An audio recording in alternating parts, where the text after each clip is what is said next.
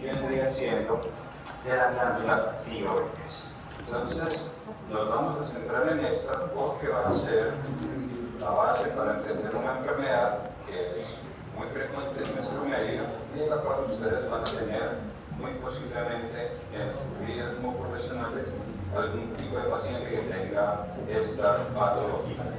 Entonces, lo primero, al igual como cuando estábamos hablando de hipófisis, voy a dar unas generalidades y estas generalidades es de cómo funciona la glándula tiroidea, un vistazo a cómo se producen las hormonas y nos metemos entonces ya de lleno a una enfermedad. Entonces, la tiroides va a estar produciendo un par de hormonas. El nombre de esas hormonas son las que ustedes ven ahí en el tablero. Vendrían siendo una que se llama T4, y esa T4 es la misma tirosina con X. Pues esta vendría siendo una. Y la otra es la triiodotironina, la T3. Entonces estas son las dos que se van a estar produciendo, T3 y T4. Y ahí dicen que estas hormonas son aminoácidos. ¿Qué aminoácido? Tironina. Y tienen residuos de yodo. Porque aquí no aparece tironina, porque es que esto podría ser también la tetrayodotironina, pero resumido la llaman así. Entonces yo tengo un aminoácido que es la tironina, y a ese aminoácido yo le pego yodo. Entonces estas sustancias T3 y T4 que me van a ayudar a regular el metabolismo. ¿Y qué es el metabolismo? Tantas cosas ustedes oyen aquí de tantos influencers que tienen que ver con peso y todo lo demás. Pues el metabolismo es una palabra que se escribió en el 1930 y habla de todos los conjuntos. Es un organismo vivo para poder utilizar la energía, para poderlo aprovechar. ¿Cómo hace el cuerpo para poder sintetizar energía, para poder destruir, para poder hacer una biotransformación de una sustancia a otra? Las cosas que más se biotransforman: carbohidratos, proteínas y lípidos. Entonces, estas hormonas tienen que ver mucho con el metabolismo. Y veamos algunas de las características. Si esta tiroides está produciendo o mucha hormona tiroidea o poca hormona tiroidea, va a producir alteraciones en el metabolismo, tanto que a esta es a la que la gente vulgarmente conoce como la tiroides que enflaquece. Y a esta van a decir que viene siendo el problema de tiroides de la que engorda, pero tiene que ver con eso, con el metabolismo. Entrando ya en la parte de anatomía, entonces lo que vamos a tener acá es lo siguiente. La tiroides es una glándula endocrina y está en la parte anterior del cuello, justo por debajo y por delante de la tráquea. Este es el cartílago tiroides, lo que la gente conoce como nuez de Adán o manzana de Adán. Esta nuez o manzana de Adán, por debajo de ella va a estar la glándula tiroides. La glándula tiroides, para que se ubique, no debería ser ni palpable ni percibible al examen físico. Si yo quiero mirar a alguien si tiene o no problema tiroideo, entonces no voy a examinar de frente, la examino desde atrás y me voy desde acá, desde la dirección del músculo externo mastoideo y llego hasta acá, donde se une una clavícula con la otra, con el esternón. En este espacio es donde yo debería palpar la tiroides acá. Lo normal es que no sienta absolutamente nada, y en ella no se le siente ninguna parte, pero le digo, trae saliva. Cuando trae saliva percibo un pequeño resalto de la tiroides, que igual es normal. Pero si yo estuviera palpando acá, cosas para que diga, esta tiroides está aumentada, tendría siendo una patología. Entonces, esta de aquí estaría completamente normal. Gracias. Entonces, esa es la ubicación usual de la tiroides. Tamaño normal, y lo que logré palpar de su tiroides normal no tiene ninguna anomalía, entonces no se le siente, pero de frente no se palpa, tiene que ser desde la parte de atrás para poder percibir bien las características. Entonces, si ustedes se tocan acá, no sé, se termina desclavando el índice. La tiroides tiene un par de lóbulos, lóbulo derecho izquierdo y tiene una región central, esta de acá, que se denomina el Istmo. Colombia hace mucho tiempo tenía un país que era Panamá, que estaba unido a ella, y este país hoy en día tiene esto, un istmo, un canal que comunica Océano Pacífico con Atlántico. El istmo de la tiroides es una estructura que comunica el lóbulo derecho con el lóbulo izquierdo. Tiene una forma de mariposa y en la parte posterior, es decir, yo quito la laringe, la tráquea, la parte posterior van a existir 4 glándulas muy chiquiticas pegadas a la tiroides. Estas, que son muy chiquiticas, pero que están al lado, se van a llamar las paratiroides. Estas 4. Y esas 4 son unas glandulitas que sirven para poder regular cómo el cuerpo maneja una sustancia esencial para la supervivencia, como es el calcio. Estas paratiroides manejan el calcio. La tiroides, la tendríamos acá esquematizada, pues, con su lóbulo izquierdo, lóbulo derecho y su istmo. Vamos a ver entonces el muerto. Este es el aspecto de la glándula tiroides. Esta es el cartílago tiroides, músculos pretiroideos, y esto que voy a dibujar en azul vendría siendo la tiroides. Es una estructura como cauchosa. Este es el istmo, lóbulo izquierdo, lóbulo derecho. Si quito esto de aquí de la parte de atrás, lo que va a tener vendría siendo esta estructura. Y este es el tamaño de una tiroides normal, sin ningún tipo de alteración, sin ningún tipo de anomalía. Esta es una tiroides anormal. Observen que aquí este lóbulo está agrandado, tiene por aquí unas partes como ensanchadas. Entonces esta es una tiroides enferma. Primero, los rasgos grandes de la anatomía. Vamos con histología. Entonces, con respecto a histología, esa palabra hace referencia al logos o ciencia histotejido, de cómo veo yo un tejido al microscopio. Para poder entender una parte de la descripción de la tiroides, tengo que comprender esto. Dice ahí que la glándula tiroidea está llena de acinos. Esa es una palabra que se va a encontrar mucho en el texto. ¿Qué es un acino? La traducción por allá del latín es un fruto que se parece a una grosella. Si ustedes nunca han comido grosellas, eso es más hacia el Pacífico. Es un fruto que es ácido, que se lo comen entonces con sal, todo lo demás, y mango salado, y la forma de las grosellas es así, como lobuladita. Entonces, un acino es algo que le parece a una grosella. Es esta parte acá. Y así serían los acinos que podemos encontrar en la glándula tiroidea. ¿Qué tiene la glándula tiroidea? Va a tener unas células foliculares, y esas células foliculares van a formar algo que se llama folículo. Me voy aquí, no sé, a un vivo. Voy a hacer que esto, digamos que el punto del centro es un núcleo. Esa es una célula folicular. Y aquí podría tener otra. Y aquí ya tendría varias células foliculares. A esta unión de varias células foliculares, a esto se va a llamar un folículo. Es un folículo, vendría siendo la unión de estas varias células. Vean que ellas están aquí reuniendo y van a dejar algo encerrado en el centro. Esto que va a quedar aquí en el centro va a ser como una especie de gelatina, y eso se va a llamar el coloide. Va a tener folículos y en su interior tienen coloide. Definición entonces por acá, lo que vamos. La glándula tiroidea tiene muchos acinos que están emparentados en folículos, y por fuera va a tener muchos capilares, porque recuerden que eso tiene que producir hormonas, y las hormonas tienen que viajar por la sangre.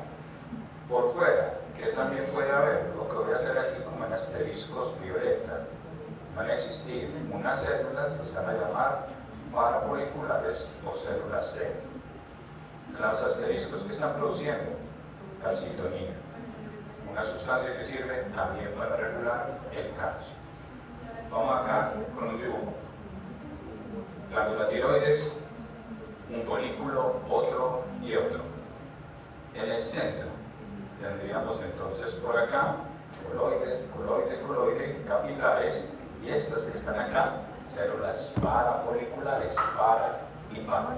Las para van a producir coloide. Y aquí tendríamos el aspecto de acinos empacado o forma de grosella, con muchos capilares, con lo amarillo que es el coloide, y vamos a ver cómo es que funciona cada una de estas estructuras. Cada folículo tiene en su centro el coloide. ¿Y el coloide qué es? Es una proteína, una gran cantidad de proteínas, pero guarden esta palabra. Esta es la proteína en la cual va a estar compuesto en su gran mayoría el coloide, una que llama tiroglobulina. Ya vamos a ver cómo funciona esta sustancia. Síntesis. Los glóbulos, monismo, al microscopio, folículos con coloide, con células parafoliculares. Al microscopio, células foliculares, coloide, por acá, coloide, coloide, y observen acá lo que están señalando, células foliculares, y este aquí, las células parafoliculares. Entendiendo ya esto, nos metemos en una síntesis de cómo se producen T3 y T4, cómo se van a producir las hormonas tiroideas. Recuerdo de la primera parte, hipotálamo, va a producir una sustancia que tiene que llegar a la hipófisis. Esa sustancia que del hipotálamo llega a la hipófisis era la hormona liberadora de tirotropina, la TRH. Esto llega hasta la hipófisis, parte anterior, y la parte anterior comienza a producir TSH, hormona estimulante de la tiroides. Esta va por la sangre y llega a la tiroides. Cuando llega a la tiroides,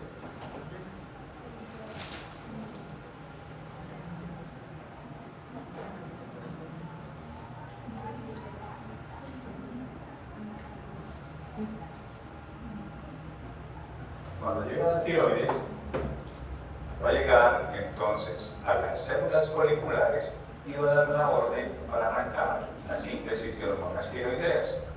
Observen, una célula folicular y por acá un capilar. No voy a ir entre esta diapositiva y esta para poder que vayan entendiendo cómo es que se van a ir produciendo las hormonas tiroideas. Cuando llegó a la célula folicular la TSH, ¿qué es lo que va a pasar? Primero, para yo poder producir hormonas tiroideas, tengo que tener yodo en el cuerpo. ¿Cómo consigo el yodo? Alimentando. Mi cuerpo no puede producir yodo. El yodo tiene que ser ingerido. El yodo es muy difícil de conseguir.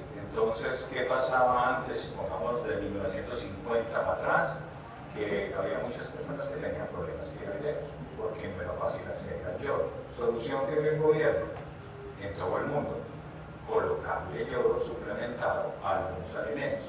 ¿A cuál específicamente? A uno que ustedes comprarán para muchas de sus recetas: la sal. Si ustedes leen el empaque de la sal, dice sal yodada. La sal no viene con yodo. Entonces, la sal hay que añadirle yodo para que la gente tenga unos niveles normales. Entonces, eso es lo que se ha hecho: añadirle a la sal yodo para que la gente tenga la suficiente cantidad para poder hacer la síntesis de hormonas tiroideas. Entonces, el yodo tiene que entrar a la célula folicular. Les explico en qué consiste este esquema. Esto rojo, un capilar. Lo moradito, una célula folicular. La parte de la célula folicular que está cerca del capilar, la parte de la célula folicular que está en contacto con lo interno, con el coloide. Entonces, el yodo está acá en la sangre, ahí lo ven ustedes, esa I negativa, pero tiene que entrar acá. Entonces, como el yodo tiene que entrar desde acá hasta acá, y es grande y tiene una carga, pues no va a poder entrar, necesita una proteína para poder ingresar. Y vamos entonces acá con diferencias de gradientes. Acá hay una gran cantidad de yodo versus acá.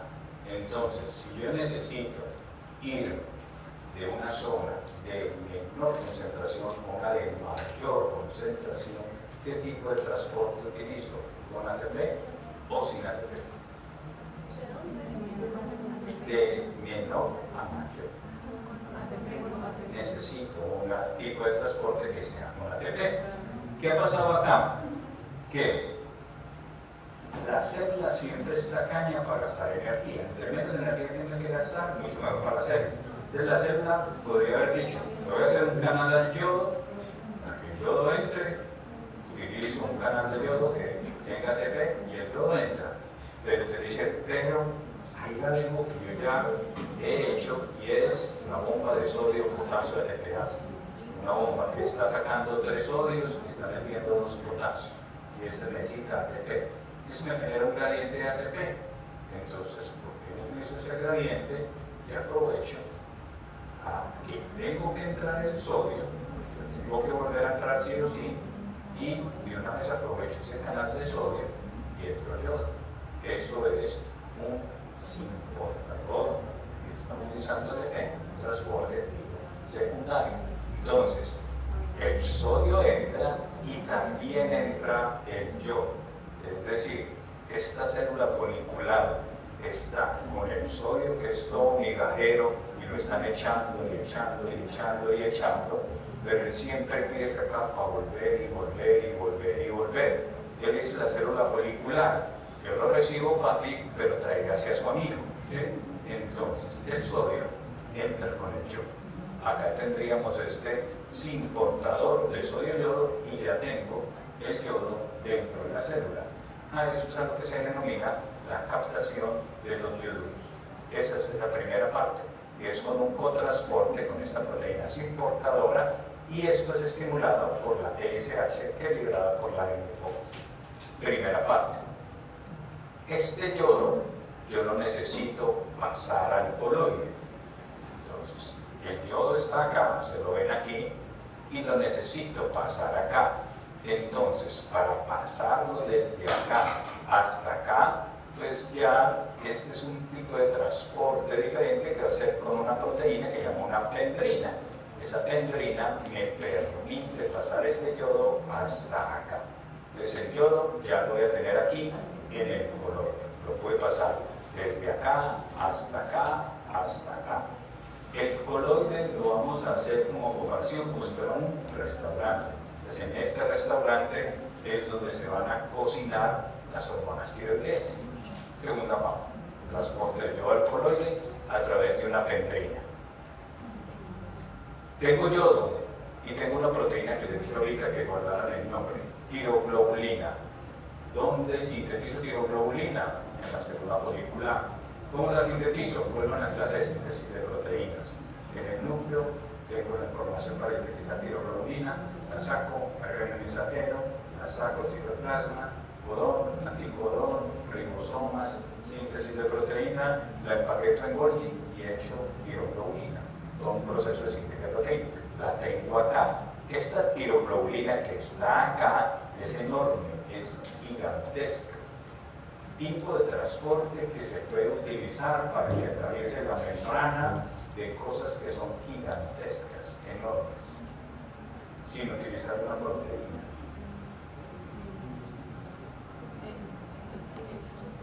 Endo y exocitosis, como acá está saliendo de la célula, va a hacer esto, exocitosis. Entonces, esta tiroglobulina sale por exocitosis acá al coloide. Entonces esa es la otra. La tiroglobulina sale entonces hacia el coloide. Tengo una proteína, una carne, y tengo un yodo que está en la sal. Entonces tengo una carne y la voy a salar. Necesito unir estas dos cosas. Entonces, ¿cómo la voy a salar? Esa sal no puede estar así como cruda. Hay que oxidar esa sal. Entonces, a eso se le llama oxidación de los yoduros, y eso lo hace esta enzima, la peroxidasa. La peroxidasa oxida el yodo y ya lo deja listico para que en este restaurante se pueda hacer entonces toda la fusión. ¿Cómo se hace esa fusión acá? Me voy aquí a esta. La fusión sería de la siguiente forma. Hipotético, esa banda verde es una tiroglobulina. Suponiendo que todo lo blanco fuera una célula folicular, perdón, el coloide, entonces aquí estamos únicamente en el coloide, esa es la proteína que llama tiroglobulina, ya oxide un yodo, entonces ese yodo lo puedo comenzar a pegar, de la tiroglobulina le puedo pegar un yodo. Si le pego un yodo, a eso se le va a llamar una monoyodo quinolina. El T1, estaría haciendo T1. Si le pego por acá dos yodos, ¿cómo se llamará eso?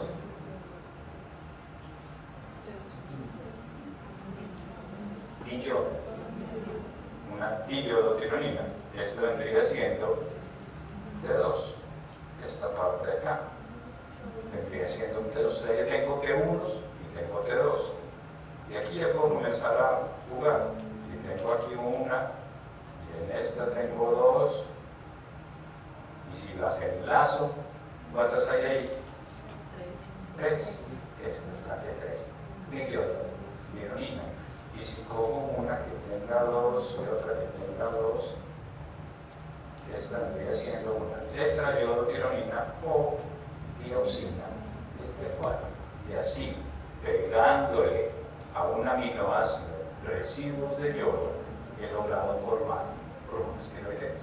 Entonces he mezclado esa sal oxidada con esta proteína.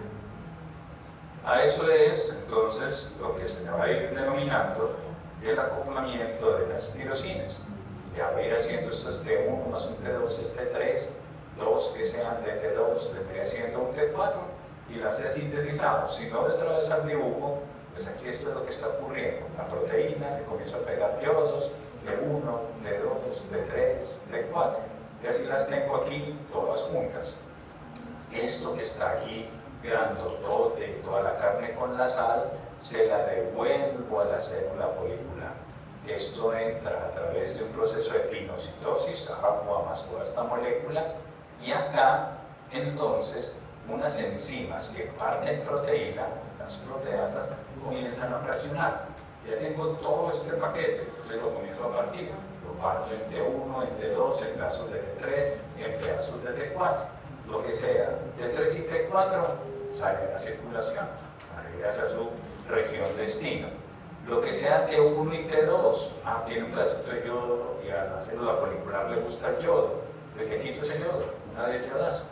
Y esa desayodasa me queda aquí almacenada y los aminoácidos de tironina que quedan, pues me servirá para volver a sintetizar tiroglobulina. Y esta es una forma rápida de ver cómo es que se producen todo esto, desde haciendo la síntesis de hormonas tiroideas. He producido T3 y T4. ¿Para qué sirven ese par de cosas? Esas cosas van viajando en la sangre, normalmente en la sangre viajan por T4 y cuando van a actuar se transforman en T3. T3 es la forma activa que se pega al receptor del núcleo. Y al pegarse al receptor del núcleo que está dentro del DNA, si ustedes miran este pedazo, ¿qué tipo de hormona? Es una hormona tiroidea, es una liposoluble o es una hidrosoluble, si se pega al receptor en el núcleo. Bueno, lipo o hidro. Lipo, las liposolubles son las que están entrando hasta el núcleo. Las hidro no, porque las hidro son a través de segundos mensajeros. Entonces, esta hormona que es liposoluble va a buscar su pedazo en el núcleo y ese pedazo en el núcleo, dependiendo de la célula a la que llegue, le hace un cambio para producir el metabolismo. Cambios en el metabolismo. ¿Qué efectos tienen T3 y T4 en el cuerpo humano? Regular el metabolismo, se llama acá. Son esenciales para que el cuerpo pueda crecer correctamente. Para regular cómo manejo yo la temperatura, cuánto manejo yo del consumo de oxígeno en las células. Todo esto es metabolismo. Tienen que ver cómo manejo yo las proteínas. Yo con esta frase de acá, regula cuánta agua hay por fuera de las células y cómo puedo tener yo unas proteínas que sean aguas. Ya te van a entender el porqué de eso. Entonces, eso es una regulación de las hormonas tiroideas. Tienen que ver con manejar las grasas, tienen que ver con cómo manejo la glucosa. Por eso, un primer punto para saber cuando está manejando a alguien si necesita bajar de peso es mirar cómo están las hormonas tiroideas. Porque muchas veces los problemas no son de comida, que son endocrinos, de cómo maneja esa parte del metabolismo. Entonces, las hormonas tiroideas también son esenciales con una vitamina que es del área de optometría, la vitamina A, la adecuado funcionamiento visual. Y al nacer es fundamental para que el cerebro del bebé se desarrolle bien. Si un bebé no tiene hormonas tiroideas, su cerebro no va a tener unos cambios finales que necesitan y ese bebé va a terminar con un retraso mental. Por eso aproximadamente desde el 2000, todo niño que nazca, menos en nuestro país, tenga plata, no tenga plata, toman una muestra de sangre del pie, una punción, y le miran sus niveles de hormonas tiroideas. Si está bajita, hay que hacer un tratamiento, porque manejar un hipotiroidismo neonatal vendría siendo una cura para un retraso mental. Entonces, si no se maneja, el niño va a quedar con retraso, un retraso mental muy grave, y eso es irreversible. Entonces también interviene en este primer proceso de cuando las neuronas están formando sus vainas de mielina, donde están estableciendo sus conexiones sinápticas al nacer. Entonces tiene que ver cómo manejo la parte de los tres macronutrientes: carbohidratos, lípidos y proteínas. Tiene que ver en cómo se mueve el intestino, tiene que ver en cómo salen los dientes y cómo se desarrolla el sistema nervioso. Si ven todas las acciones, van a entender el por qué, si se alteran las hormonas tiroideas, los signos y síntomas van a ser muy diversos, porque yo tengo muchas áreas de compromiso. Nos vamos a centrar en una enfermedad en la cual la tiroides funciona mucho. Esa enfermedad, el hipertiroidismo, puede tener muchas causas. Este cuadro es de Robbins, entonces este es un cuadro que dice posibles enfermedades que tengan que ver con sobreproducción de enfermedades tiroideas. Para ustedes, ninguna de estas enfermedades las tienen que aprender, solamente esta, la enfermedad de Graves. La enfermedad de Graves-Basedow, aquí estaría el mecanismo, y después entenderemos esto, por el cual se produce un Graves-Basedow, y esa es la única enfermedad de la cual vamos a hablar de eso. Es decir, si ustedes en el texto del PDF se encuentran con una tiroiditis de Hashimoto, una tiroiditis linfocítica autoinmune, esas no. Vamos a hablar solamente de Graves, porque Graves es la causa más frecuente de hipertiroidismo, en el cual estas células van a estar funcionando demasiado. ¿Quiénes eran esos dos personajes? Pues este par de médicos que describieron la enfermedad. ¿Cómo se ve un Graves-Basedow el microscopio? Tendré marcado lo siguiente: el coloide, es decir, ese restaurante, está poquitico. Las células foliculares es como si las hubieran empacado y a veces sacado el aire, como esas bolsas de Chen que llevan por ahí 20, 30, si es una bolsita chiquita, están completamente empaquetadas, y el epitelio cilíndrico es alto. Y aquí hay una clave de por qué se está dando la enfermedad de Graves. Hay muchos linfocitos que están dispersos en el tejido.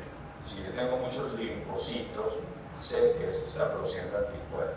Está produciendo anticuerpos. Esto es una enfermedad autoinmune. Célula normal, células foliculares, coloide, coloide, coloide. Célula tiroidea normal, incrementando su función con el coloide, pero aquí esto está empaquetado y el coloide es muy poquito, y hay muchos linfocitos que son estos que están por acá, en modo. Ampliando, vendría siendo esto, linfocitos dispersos, células foliculares empaquetadas con un coloide escaso.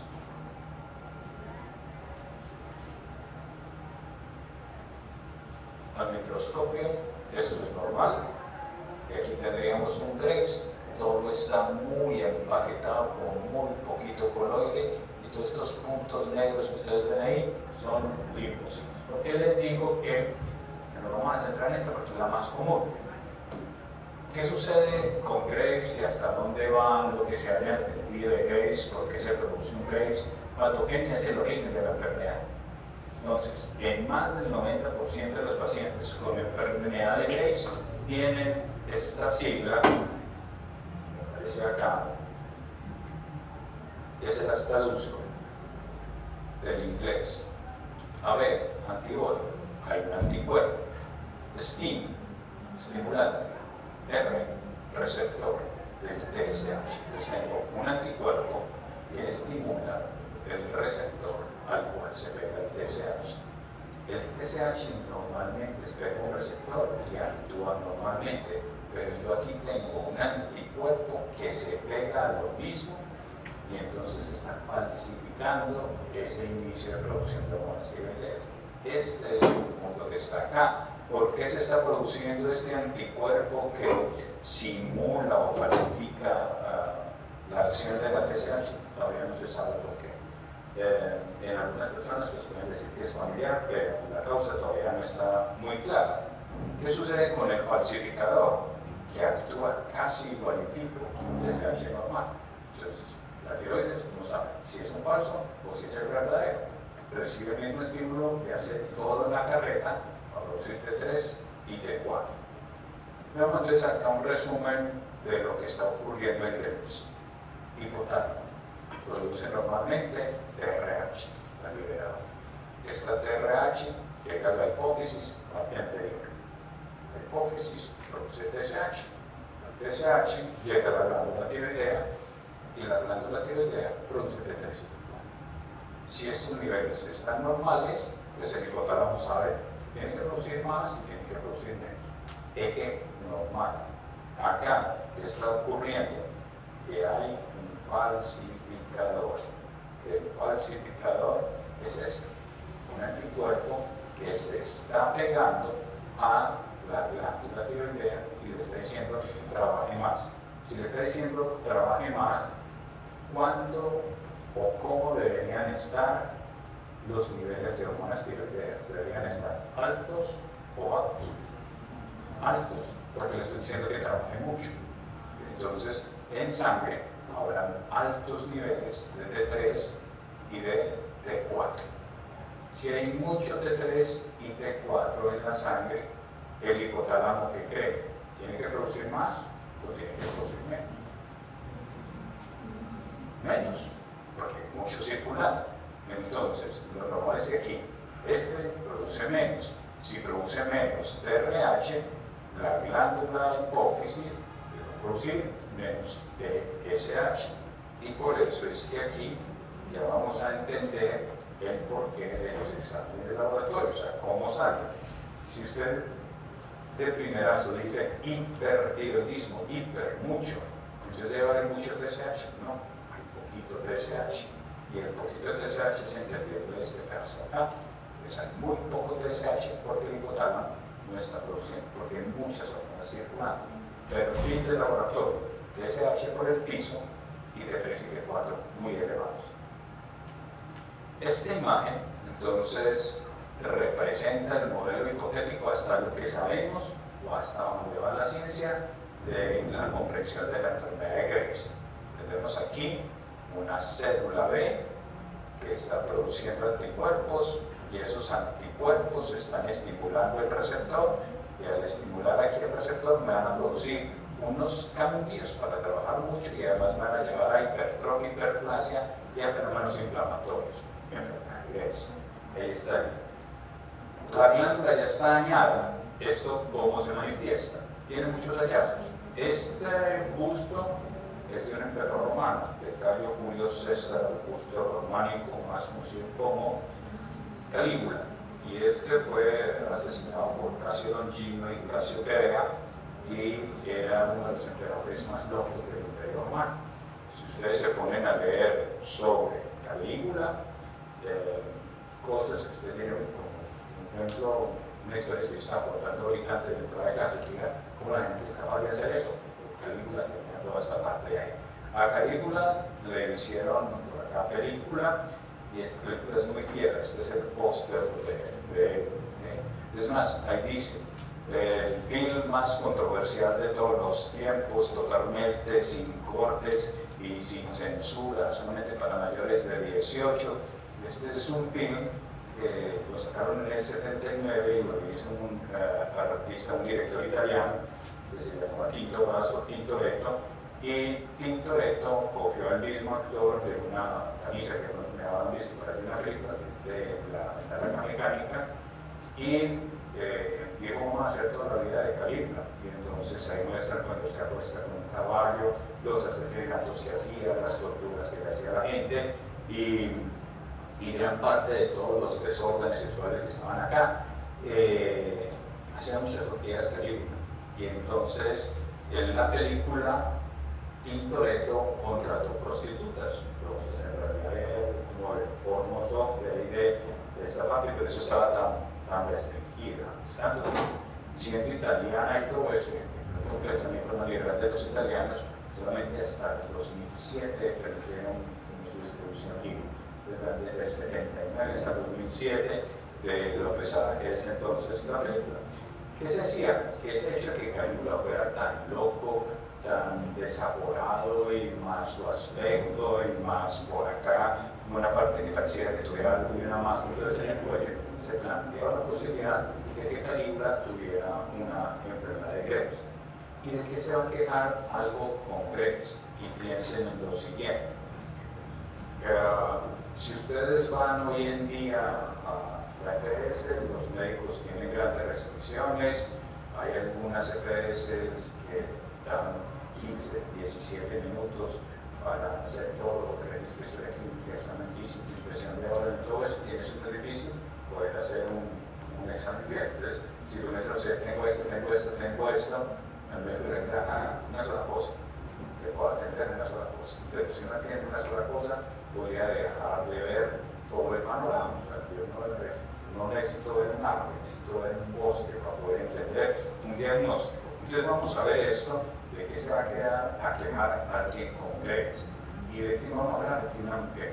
¿Por qué mujer? Porque Graves está predominantemente en Graves. Entonces vamos a ver, una mujer, ¿de qué está consultando esta mujer?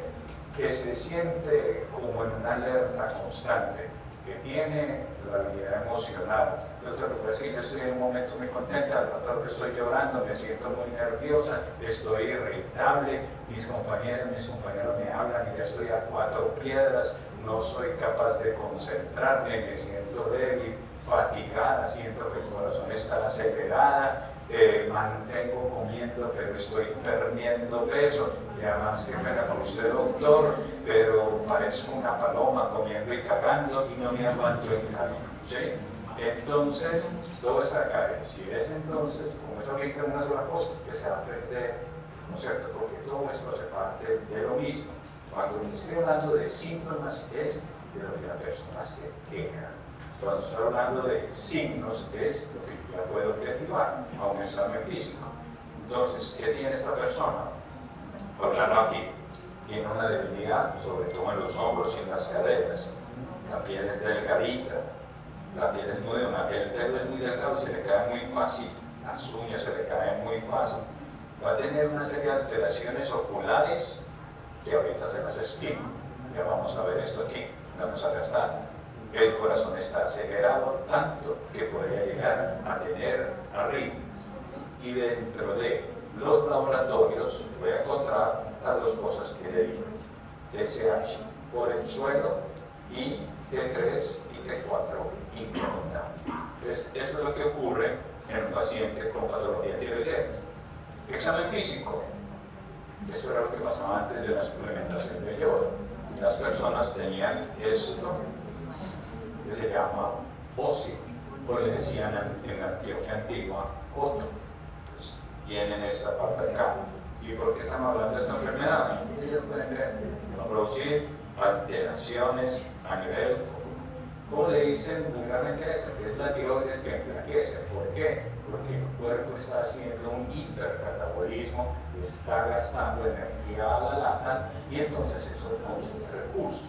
Entonces es alguien que come mucho, que tiene pérdida de peso, pero además va a tener estos cambios oculares, vista frontal, vista lateral. Pegada de la enfermedad de Graves. Primero, va a existir orbitopatía. ¿Qué es una orbitopatía? Todas las alteraciones que están a nivel del ojo. Entonces hay retracción de los párpados y los ojos van a estar un poquito más salidos con esto que es enrojecimiento. Hay un par de palabras con esto de tener los ojos salidos y es algo que posiblemente a medida que vaya avanzando usted en la carrera van a tener algo de discusión. Les doy mi punto de vista, lean, fórmense su propio criterio y ya tendrán entonces cómo discutir con sus profesores. Mi postura es que estas dos palabras son lo mismo, son sinónimos, exoftalmos y proptosis. ¿Por qué opino esto?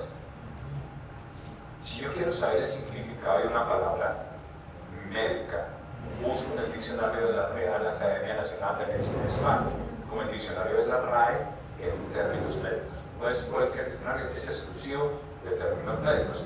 Y había una palabra que yo nunca había escuchado, exoftalmia. Y entonces, ¿qué dice el diccionario? Exoftalmos, que tiene el ojo saliente. Y la definición, protrusión anormal de uno o ambos ojos en la órbita por una causa inflamatoria, vascular, infecciosa. Lo más común, el Graves, ¿sí? La oftalmopatía tiroidea. ¿Puede ser por cáncer? Sí. ¿Puede ser por una infección? Sí, pero lo más común es el cáncer. Y aquí dice que hay una serie de sinónimos. ¿Qué sinónimos es de exoftalmia? Exoftalmos. Que nunca he visto a alguien utilizar, exorbitismo. Y observen aquí la otra palabra, sinónimo, proptosis. Entonces, proptosis y exoftalmos son sinónimos. Discusión que encontrarán ustedes más adelante, que le dicen entonces que proptosis es dependiendo de la causa y exoftalmos dependiendo de la causa. Entonces, proptosis, ¿cuál es la diferencia que plantean algunos? Dicen que proptosis, que exoftalmos, se reserva para cuando el ojo sale, o sea, un desplazamiento activo, o sea, ahí el ojo está dentro de una cavidad y ahí algo que lo empuja desde atrás y lo saca. Eso es lo que dicen entonces que sería exoftalmos, para algo activo. Y proptosis, les plantean algunos, que es cuando se pierde el tono de los músculos estructurales. O sea, el músculo se queda como flojito y como el músculo está flojito, no ataja el ojo y el ojo se sale. Es como algo pasivo. Para mí, para efectos prácticos, es lo mismo. Proptosis y exoftalmos vendría siendo lo mismo, que vendría siendo esa parte de acá de la salida entonces del producto. ¿Esto es por enfermedad de Graves? No. Esto es gente que tiene la capacidad y la laxitud de diferentes músculos de poder hacer los bulking, de poder sacar e introducir el ojo a voluntad.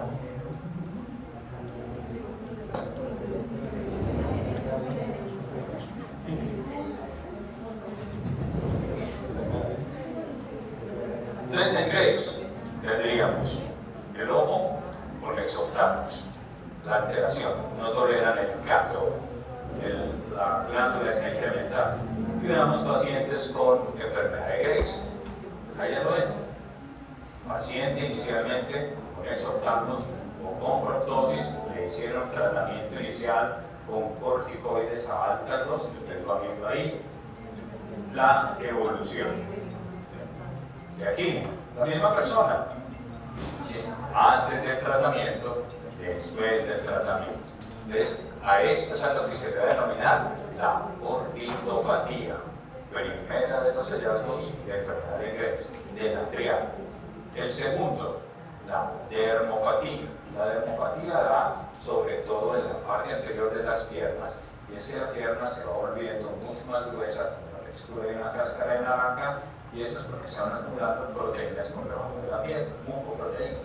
Ese vendría siendo el segundo. Y finalmente, la tercera vendría siendo la tirotoxicosis. La tirotoxicosis ya depende del efecto tóxico de la tiroides. Esto es para complementar ya otros hallazgos a nivel ocular. Puede existir proptosis o esoftalmos. Si se atrapan nervios, pues existiría estrabismo y doble visión. Y esta es una de las complicaciones, que hay más posibilidad de que se le quede aquí.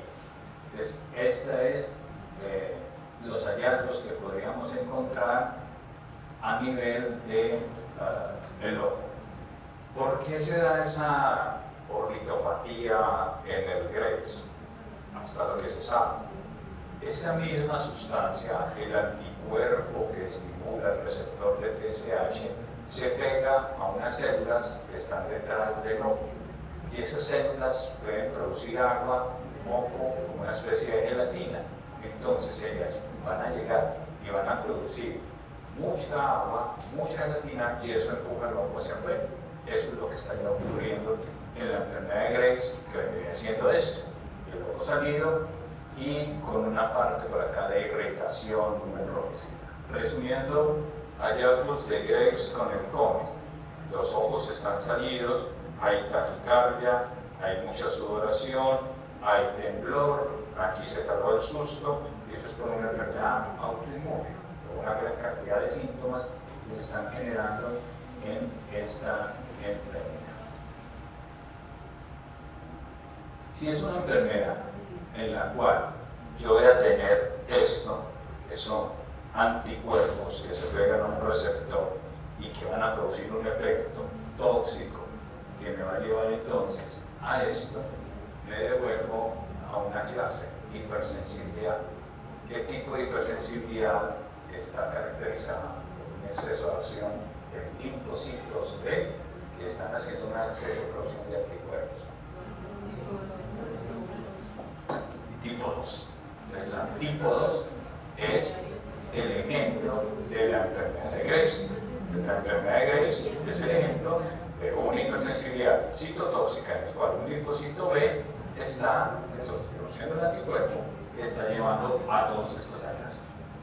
Les dije que hay una triada: dermopatía, ornitopatía, y el otro es tirotoxicosis, es decir, un efecto tóxico de las hormonas tiroideas. Y efecto tóxico puede ser efecto tóxico. Y vemos acá, la persona pierde peso. O sea, piensen en si conocen a alguien que esté perdiendo peso, que se sienta débil, que se le esté, y que sea mujer, que se le esté cayendo el cabello, que la piel sea delgada, que las uñas estén frágiles, que esté nerviosa, con palpitaciones, no tolere el calor, está sudando mucho, le tiemblan las manos.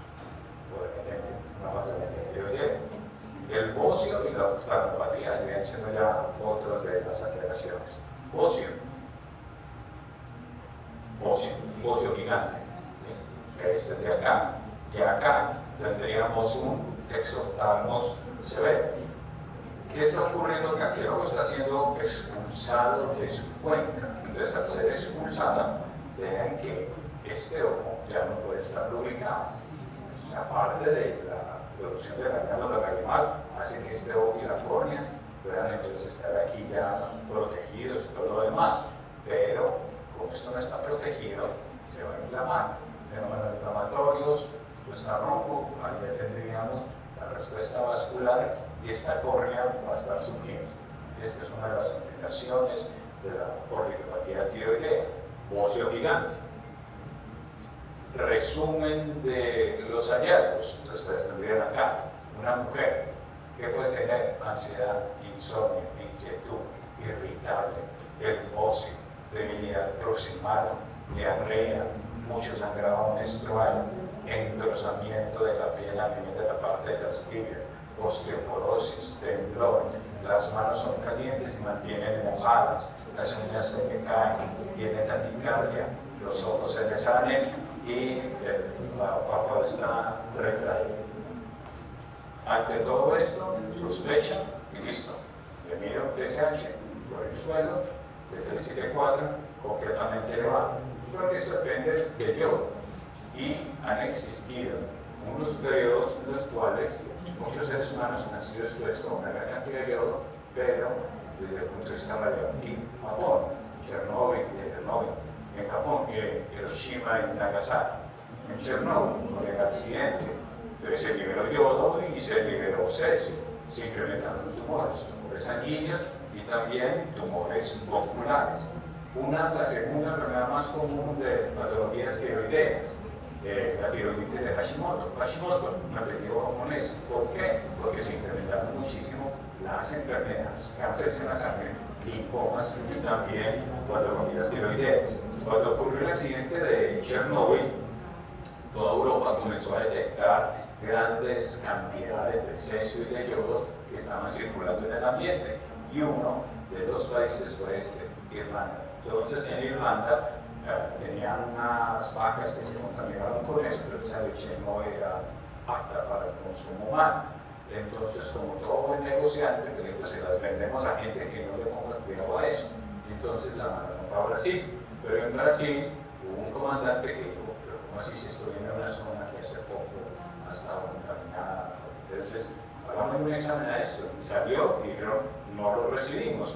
Cuando dijeron no lo recibimos, pues hicieron lo que todo negociante, que se lo den a otro. ¿Sí? Y ese otro sí decía, pues venga para acá. Y de una vez yo hago campaña política con eso. Y la campaña política con eso fue que llegaron 3 barcos con una gran cantidad de leche y lo que hizo el gobierno fue repartirla entre los niños, una leche contaminada. ¿Sí?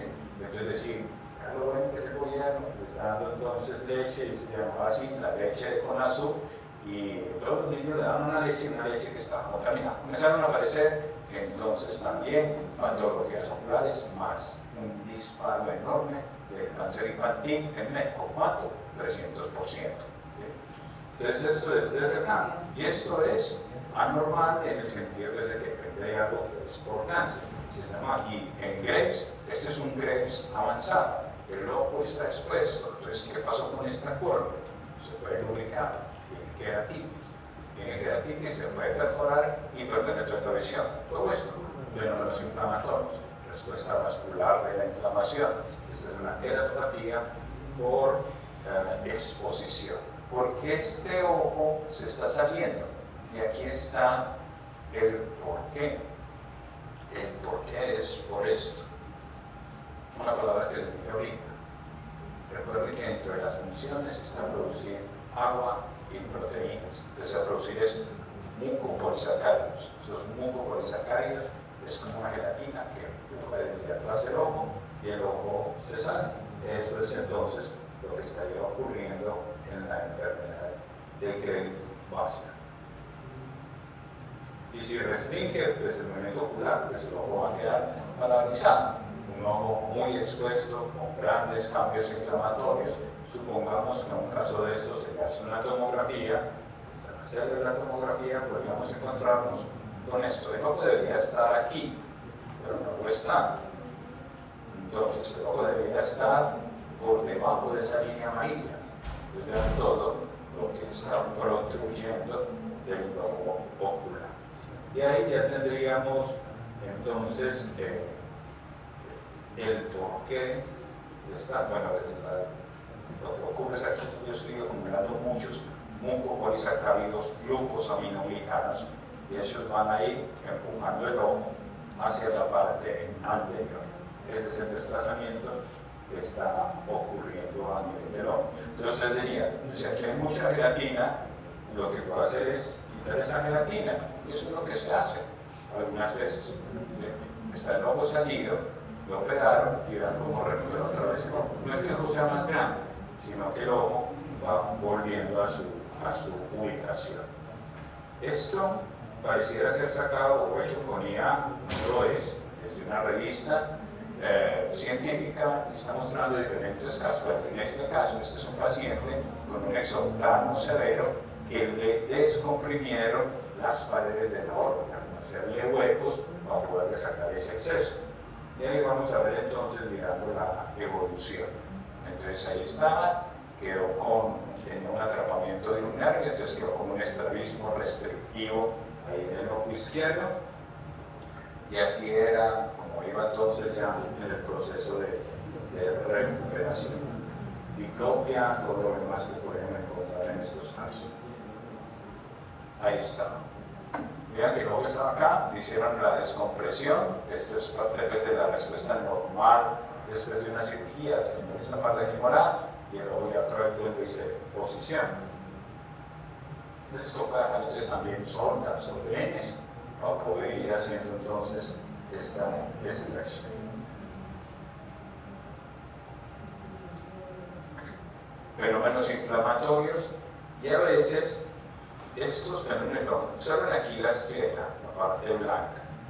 Cuando la esclera está muy inflamada, a eso se va a llamar quemosis.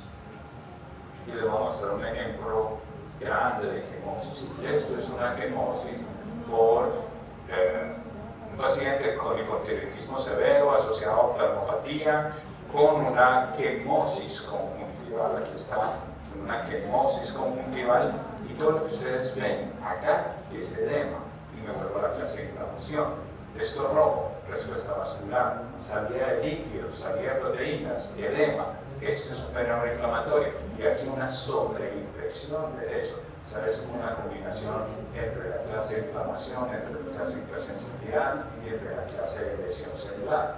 Todo se va uniendo. Entonces, esto es una quemosis muy severa en un paciente con orbitopatía por enfermedad de Graves. A veces es tan complicado que lo que se hace es quemar la glándula tiroides. O sea, es tan difícil manejar pacientes que tienen hipertiroidismo que la opción muchas veces que sigue es quemar esa glándula tiroides con yodo radioactivo en una cantidad bien determinada, y esa persona se va a hospitalizar, se mete yodo radioactivo, se va por 3 días, no se permite que se le entre nada de metal, solo comían cosas desechables, y después de que deje de ser radioactivo, sale. ¿Cómo sale? Si quiero es funcional. Pero es más fácil manejar un hipotiroidismo, porque un hipotiroidismo, hacen falta de la hormona tiroidea, se va bien una feto. Es mucho más fácil de manejar un hipo que un hiper. Los hiper, les digo por ejemplo, le dicen de taquicardia. Es la taquicardia, uno habla por ahí de 100, que lo comienza uno ya como a preocupar cuando está por encima de 150, entre 120 y 150, uno ya está preocupado de que se vayan a descompensar. Un paciente con una tormenta tiroidea puede llegar a 300 latidos por minuto, cosas casi incompatibles con el vida. Entonces es muy difícil poderlos manejar. Se van a encontrar las dos últimas diapositivas con este cuadro resumen que está en rojos. Entonces le digo que dicen los conceptos claves de enfermedad de Graves. Traducimos, Graves es la causa más común de hipertiroidismo endógeno producido dentro del cuerpo, y está caracterizada por una triada. La triada, tirotoxicosis, todos los efectos tóxicos de las hormonas tiroideas, oftalmopatía, botulismo, proptosis, exoptalmos, quemosis, restricciones oculares, estrabismo, diplopia, retracción vertebral, y dermopatía, que son las alteraciones en las piernas. Es un desorden autoinmune debido a que alguien que imita el receptor, imita la estimulación del receptor de TSH, está haciendo que esto actúe mucho más, y se caracteriza porque hay hipertrofia, hiperplasia de los folículos, y aquí estaría depósitos de glucosaminoglicanos. Estas proteínas que hacen que el ojo se desplace hacia adelante.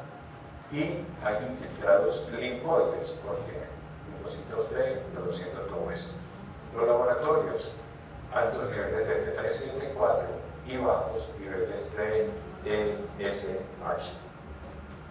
Mapa mental, para entender la enfermedad de Graves, es la causa más frecuente de hipertiroidismo. Se encuentran anticuerpos contra el receptor de TSH, y eso va a hacer que se produzcan muchas hormonas tiroideas. Tiene una triada: tirotoxicosis, oftalmopatía, dermopatía. La dermopatía, miembros inferiores, la anterior, piel de la glándula. Tirotoxicosis, que la caracteriza: aumenta la temperatura, pierde peso, nerviosa, irritable, débil. Si es mujer, poca menstruación o mucha menstruación, no tiene fecundidad, y en el hombre no tiene fecundidad o tiene disfunción eréctil, y la otra es la oftalmopatía con la hiperprostosis de soplasmos debido a la afectación de mucosacáridos o glucosaminoglicanos. Una de las enfermedades más relevantes para ustedes, y de esto tendremos ya conjunto parcial en la próxima clase 3:30.